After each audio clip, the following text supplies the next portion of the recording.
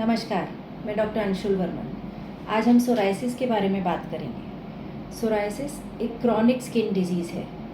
बहुत सारा इन्फ्लेमेशन होता है स्किन में, जिसकी वजह से डेड सेल्स हैं वो स्किन पे जमा हो जाते हैं, तो पपड़ी या लाल चकत्ते के रूप में पेशेंट्स हमारे पास प्रेजेंट होते हैं, या स्कैल्प में रूसी या डैंड्रफ या बहुत थिक प्लाग्स या पैचेस जमा हो जाते हैं। तो सोराइसिस के लक्षण तो काफ़ी हद तक सबको पता है, लेकिन क्या आज हम उसके बारे में थोड़ी क्विक टिप्स समझते हैं, क्या करना चाहिए सोराइसिस के पेशेंट्स को और क्या नहीं करना चाहिए। सबसे पहले तो थोड़ा धूप या सनलाइट में बैठें, मॉइस्चराइज प्रॉपर करते रहें, स्ट्रेस कम करें, आपके डॉक्टर से जो भी ट्रीटमेंट प्लान चल रहा है उसको फॉलो करें।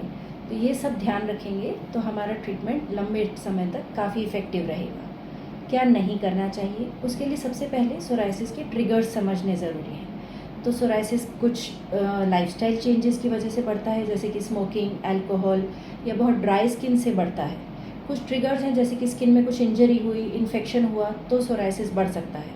कुछ मेडिसिन आपकी ब्लड प्रेशर की या किसी और रूप में चल रही हो, उनसे भी सोराइसिस बढ़ता है।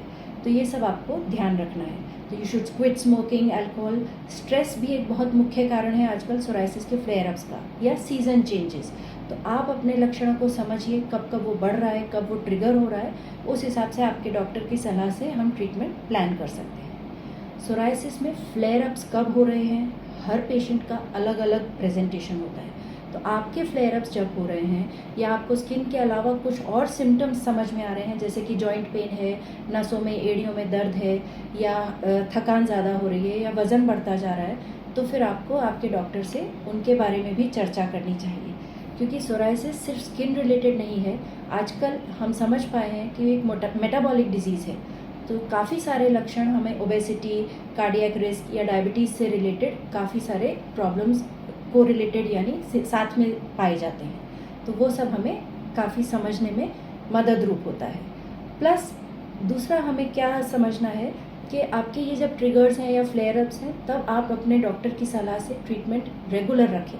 बीच बीच में बंद करना, बीच बीच में अपने आप से चालू करना हानिकारक हो सकता है। So what's knew about psoriasis, what's positive news about psoriasis, तो उसके लिए मैं ज़रूर अपने पेशेंट्स को कहना चाहूँगी कि आजकल हमारे पास इन डेप्थ अंडरस्टैंडिंग है, एडवांस्ड रिसर्च है सोराइसिस के कॉजेज़ को लेकर, उसकी ट्रीटमेंट को लेकर। तो ट्रीटमेंट में बहुत सारे टारगेटेड अप्रोच हैं।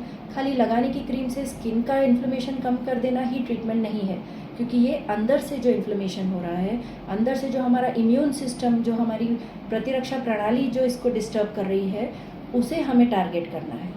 तो बायोलॉजिक थेरेपी आ गई है आजकल, टारगेटेड ट्रीटमेंट्स आ गए हैं, सिस्टमिक ट्रीटमेंट्स हैं।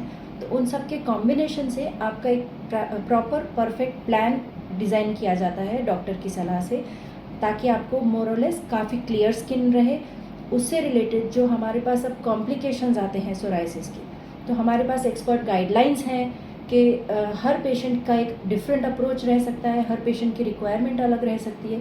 साथ में आपकी जो कॉम्प्लिकेशंस हैं वो ना हो, उनको प्रिवेंट किया जा सके, ऐसे ट्रीटमेंट प्लान्स भी अब अवेलेबल हैं। So be hopeful, discuss with your doctor and follow your treatment.